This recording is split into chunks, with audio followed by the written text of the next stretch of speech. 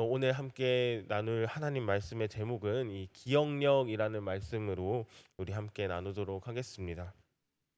제가 어렸을 때 어른들을 보면 항상 깜빡깜빡하는 것을 보았습니다. 그래서 어른이 되면 기억할 게 엄청 많아지니까 이제 자주 사소한 것은 깜빡깜빡할 수 있구나라고 생각을 했습니다.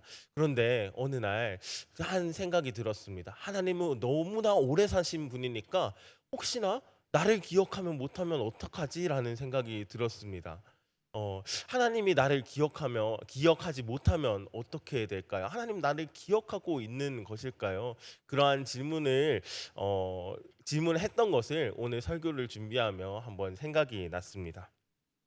오늘 본문 레위기 26장은 이 언약적 축복과 저주를 선포합니다. 먼저 1절부터 13절에서 지금까지 레위기에서 선포했던 하나님의 말씀을 순종하는 자들에게 내려지는 이 축복을 아주 구체적으로 약속을 합니다. 이스라엘 백성들이 하나님이 명령하신 말씀에 순종하면 하나님께서도 이스라엘 백성과 함께 하시면서 하나님의 언약을 실행하실 것을 반드시 약속하고 있는 모습을 보고 있습니다. 14절부터는 이 하나님의 규례와 명령에 불순종했을 때 주어지는 언약적 저주에 대해서 소개를 합니다. 이 언약의 저주는 14절부터 39절까지 이어지게 됩니다. 자세히 보시면 축복보다 저주가 더 긴 것을 볼 수가 있습니다. 축복보다 저주가 더 긴 것으로 보아서 하나님의 경고가 엄중함을 우리가 깨달을 수가 있습니다. 14절부터 39절까지 이어지는 언약의 저주의 징벌은 점점 강도가 심해집니다.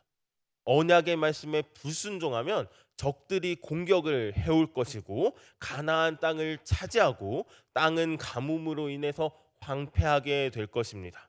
그래도 돌아오지 않으면 하나님께서 그 재앙을 7배나 더하실 것이고 불순종한 이스라엘 백성을 향한 하나님의 언약의 저주는 점점 더 심해질 것이라고 그렇게 말하고 있습니다.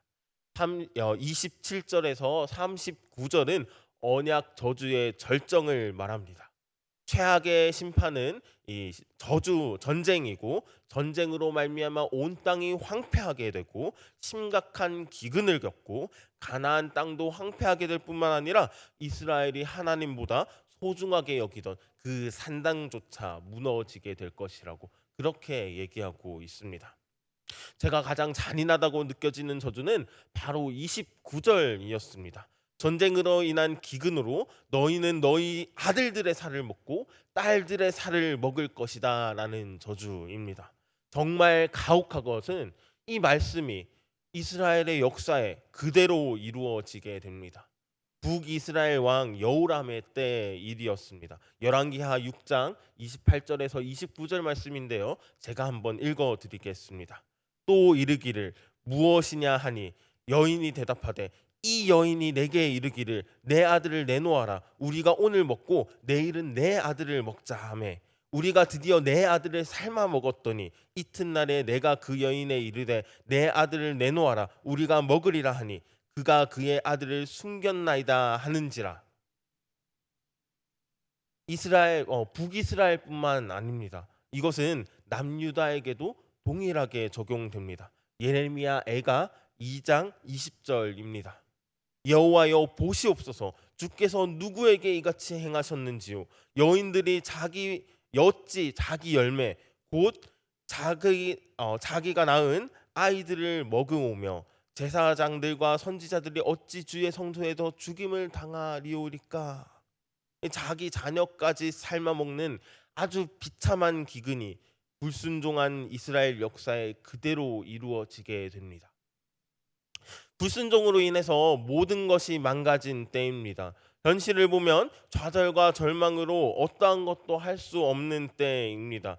일어날 힘조차 없고 하루하루 버텨내기 버거운 때입니다. 이런 때 우리는 무엇을 기대할 수가 있을까요? 이러한 언약적 저주에도 하나님은 소망을 주십니다. 40절부터 46절까지는 소망을 말하고 있습니다. 언약적 저주를 받아서 포로로 끌려간 땅에서 회개하며 하나님께로 돌아오면 하나님이 그곳에서부터 하나님이 하나님이 이 이스라엘 백성과 맺으셨던 언약을 기억하고 약속의 땅으로 다시 돌아오게 할 것이라고 그런 소망을 우리에게 던져주고 있습니다. 하나님께서 내리신 징계는 심판과 멸망이 아닙니다. 하나님께서 내리신 징계는 교훈과 훈육이었음을 드러납니다. 언약의 징벌은 이 종말론적 회복의 소망으로 바뀌게 됩니다. 내 삶이 망가진 것을 알고 잘못되었다는 것을 아는 것은 굉장한 축복입니다. 바로 잡을 수 있는 기회이자 고칠 수 있는 계기가 됩니다. 하나님은 축복과 저주 후에 약속을 기억함을 선포하십니다.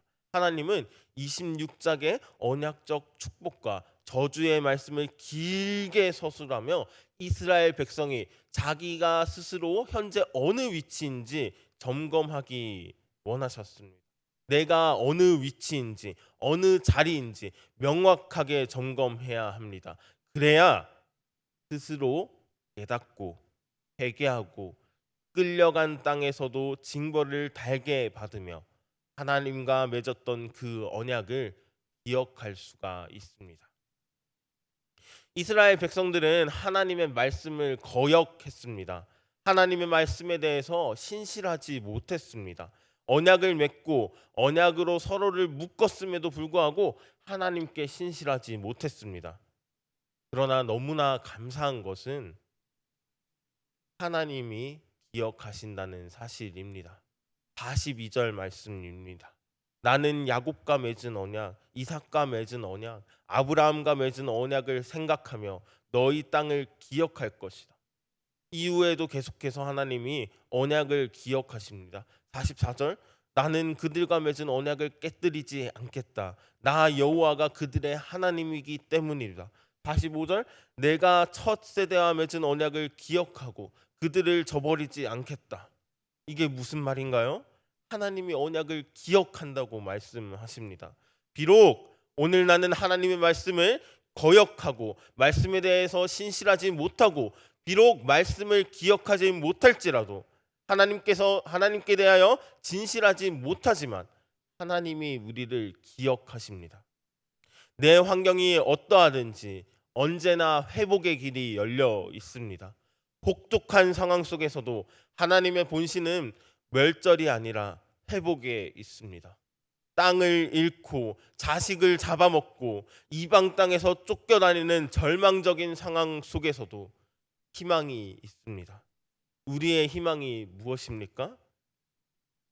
아브라함과 이삭과 야곱에게 주신 약속을 다시 회상하고 애굽에서 건져내실 때 주신 언약을 잊지 않으시는 하나님의 기억하심, 하나님의 기억력이 우리의 소망입니다. 오늘 본문의 하나님은 어떤 하나님인가요? 그럼에도 불구하고 기억하시는 하나님입니다. 오늘도 하나님의 말씀을 기억하고 계시기에 주님께로 우리가 나아갈 수 있습니다. 기억하시는 하나님을 기억하며 감사하며 나아가는 우리 성서중부교회 성도 되길 기도합니다. 기도하겠습니다. 사랑이 많으신 하나님 아버지 참 감사합니다. 우리가 주님을 기억하는 것이 아니라 주님이 우리를 기억하고 계십니다. 나는 기억력이 약해 주님을 잊고 살 때가 많습니다. 그럼에도 주님이 나를 신실하게 기억하십니다. 어떠한 상황 속에서도 신실하게 약속을 이루어 가심을 신뢰합니다. 그 주님께로 오늘 나아갑니다. 주님을 기억하고 주님의 말씀을 기억하며 살아갈 수 있도록 주님 도와주시옵소서. 예수 그리스도의 이름으로 기도드리옵나이다.